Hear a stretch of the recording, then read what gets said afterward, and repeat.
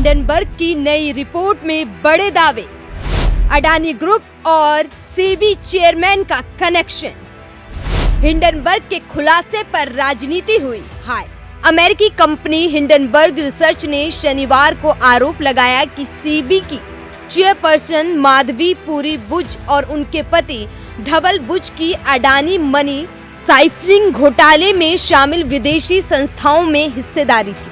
Hindenburg ने कहा कि माधवी पुरी बुच और उनके पति के पास अडानी मनी साइफरिंग स्कैंडल में इस्तेमाल की गई ऑफशोर एंटिटी में हिस्सेदारी थी। हिंडनबर्ग की इस रिपोर्ट के सामने आने के बाद माधवी पुरी बुच चर्चाओं में आ गई। आपको बता दें कि माधवी पुरी बुच सेबी की पहली महिला चेयरपर्सन है। साल 2022 1 मार्च से वे इस पद पर बनी हुई हैं। आपको बता दें कि जनवरी 2023 में भारत के प्रमुख औद्योगिक घराने के अडानी समूह पर सबसे पहली रिपोर्ट हिंडनबर्ग ने जारी की थी, जिसके बाद से पूरे देश में हलचल मच गई। रिपोर्ट में कहा गया था कि अडानी समूह के मालिक गौतम अडानी ने 2020 से ही अपनी 7 लिस्टेड कंपनियों के शेयरों में हेराफेरी के जरिए 100 अरब डॉलर कमा लिए हैं। रिपोर्ट में गौतम अडानी के भाई विनोद अडानी पर भी गंभीर आरोप लगाए गए थे। कहा गया था कि वे 37 शेल कंपनियां चलाते हैं, जिनका इस्तेमाल मनी लॉन्ड्रिंग के लिए होता है। इससे अडानी समूह को 150 करोड़ रुपए का नुकसान हुआ था। इसके साथ ही अडानी रईसों की टॉप 20 की लिस्ट से भी 10 दिनों के अंदर बाहर आ गए थे। इस रिपोर्ट ने भारत की राजनीतिक तूफान मचा दिया था। कंपनी की कथित वित्तीय अनियमितताओं को लेकर संसद में भी सवाल पूछे गए थे। मामला सुप्रीम कोर्ट तक पहुंचा था।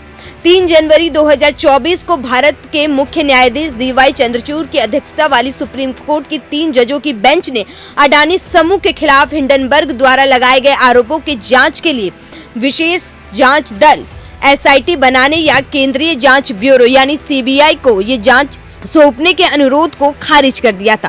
कोर्ट ने पूंजी बाजार नियामक, भारतीय प्रतिभूति और विनियम बोर्ड यानी सेबी पर भरोसा जताया था। सेबी ने अपने जांच में कहा था कि हिंडनबर्ग के लगाए गए सभी आरोप गलत हैं।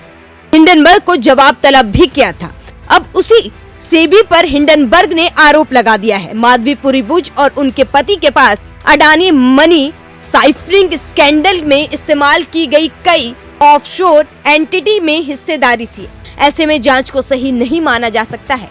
हिंडनबर्ग रिसर्च की रिपोर्ट का अडानी ग्रुप ने खंडन किया है। ग्रुप ने कहा, हिंडनबर्ग ने अपने फायदे के लिए सार्वजनिक रूप से उपलब्ध जानकारी का गलत इस्तेमाल किया है।